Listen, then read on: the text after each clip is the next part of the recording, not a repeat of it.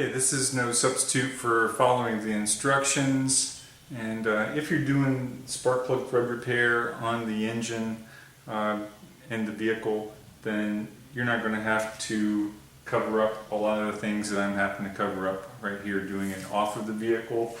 But one thing that if you do have the head off and you're doing, say, all of the inserts while you got the heads off, one thing you can do is use some clear packing tape and put that over all of the ports, and that seals off everything real good. You can clean it up later, but it's easier if you can prevent the debris from going down into the crevices while you're working rather than having to clean up later on.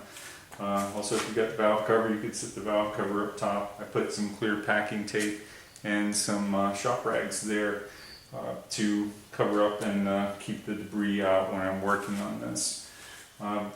Another thing that you'll want, you'll see that there's different ideas of how to try to keep the debris. Say if you're doing it on the vehicle, in the vehicle, you can pack these flutes.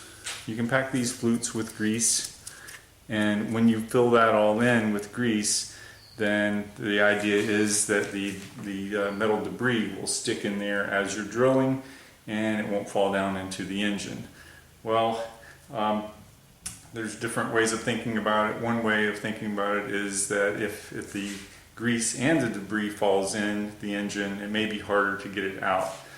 So I prefer to use just a little bit of WD-40 and lubricate the reamer. And then after you're done tapping and you're ready to put the insert in, then you will want to use some brake clean to clean that out and dry it so that your JB Weld or your Loctite, whichever you prefer to use, so it will adhere better.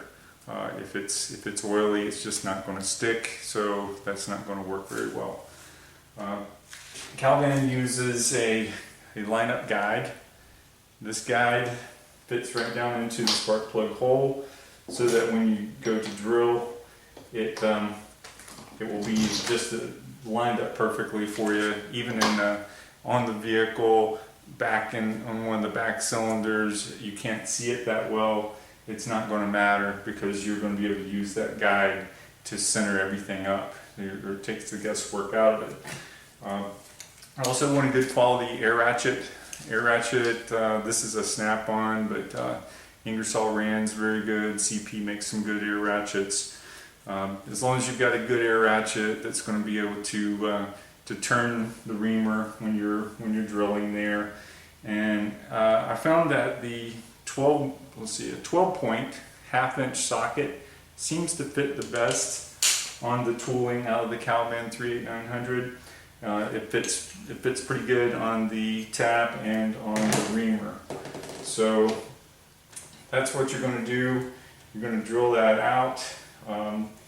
It's probably going to get noisy if the compressor comes on here in just a minute, but I'm going to drill this on out and tap it and go ahead and install an insert really quick. I'm not going to use JB Weld on this particular one because this cylinder head is just for this video or for different videos that I choose to do. It's not actually going on a vehicle. You'd want to use some high temperature JB Weld like we have on our website, or the 266 red permanent Loctite, which is high temp as well. We've had customers use either one of them. Both of them work well. So let me go ahead and get the air hose hooked up and we'll get this drilling.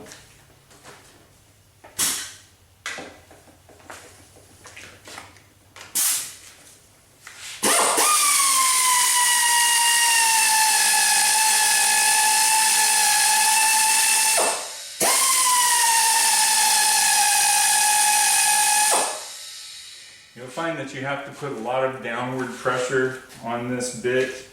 It's made to drill slowly. They don't want you to have a lot of long pieces of debris that may be difficult to get out of the engine if you're doing it on the vehicle. So it's meant to go slow and make small pieces of debris. So.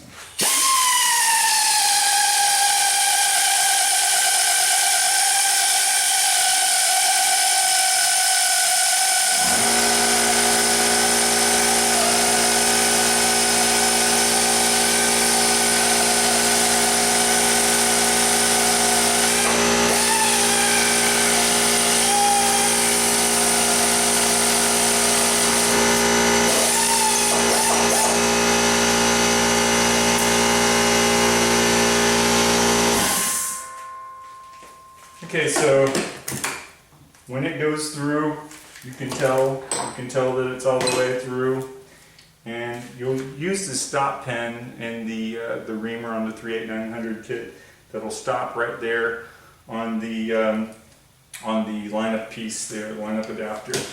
So we'll flip this over real quick to see how far it actually sticks through, and you can see that it's kind of close to the valves, like I was talking about in the previous video. So you can see if the valves were sticking out, then that reamer could do some damage real quick.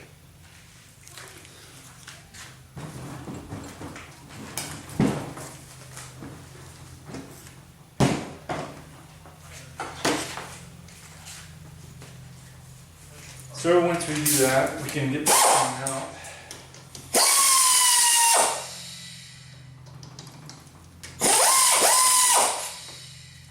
I'm spinning it left and pulling up on the adapter to pull it out. It pulls it right out pretty easily.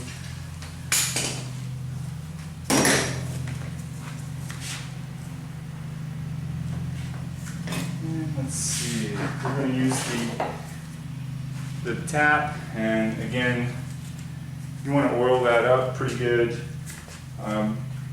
You can also blow the chips out with the blower and get any of the extra metal debris out of the way so it's not in the way of the tap.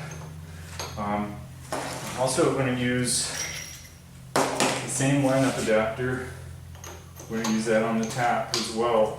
That'll keep us nice and straight.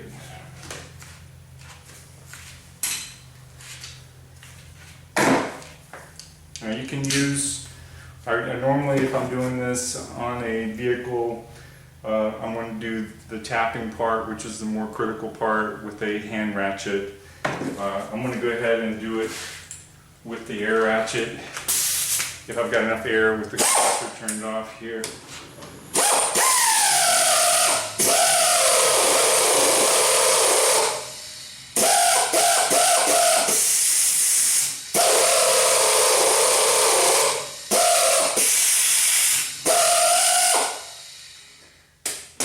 You can kind of tell when you're through there as well.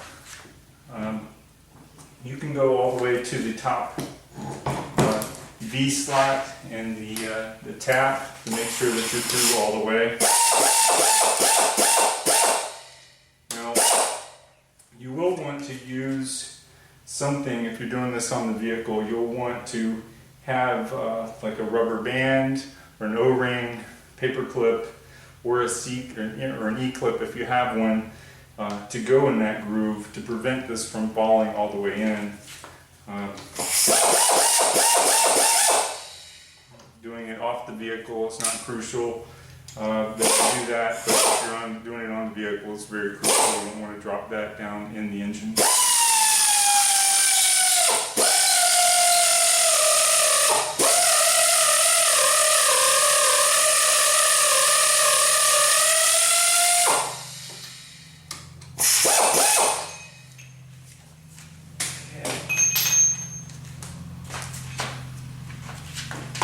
Again, you're going to pour the debris out.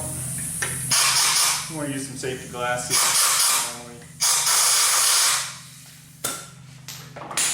Since I have the head off of the vehicle, I'm not blowing it right back up in my face. But if you have this on the vehicle or on the block in the vehicle, and you blow like that, you're going to blow a lot of debris back up in your face. So be careful and have your safety glasses on, so you don't blow it right back up in your face. Then what you can do, you take the spark plug that you're going to be installing into the vehicle and the insert, obviously, after you use brake clean to clean this out and dry it out really well. You want to keep the insert, the outside of the insert, usually clean it off with some brake clean, put some JB Weld on it, or the Loctite that we talked about. And then basically you're just, at that point, nothing's left but to put it in. And it's normally about 25 to 30 foot-pounds You can look that up to make sure if you don't have a good feel of what a spark plug should be like. If you change a lot of spark plugs, you probably know what it should feel like. But you can always torque that if you want to, just to make sure. So that's basically it. We've got the insert installed that quick, and you can see this is the Romeo style head, and you can see right where the spark plug comes to, and there it is. So that one's done, and that pretty much wraps up the this portion of the video. I will be doing a Timesert 5553 in one of the holes next to this, just so I can see for myself the difference on the depth or the reach that the spark plug has, because Timesert uses a counterbore that removes the extra step material in the Romeo style head, so it'll stick down a little bit further.